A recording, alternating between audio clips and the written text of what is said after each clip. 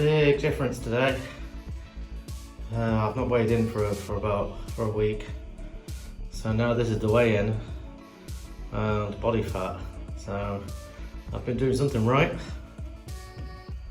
So what are we on this Sunday? Day 26.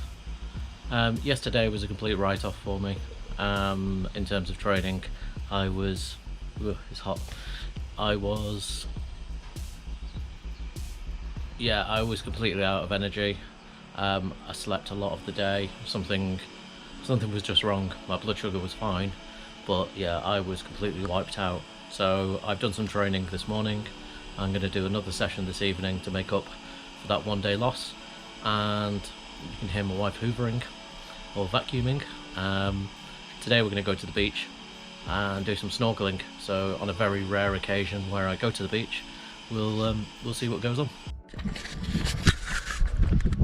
We're going to the beach. What's the big chain in front of you? Oh, ooh. There's a chain there.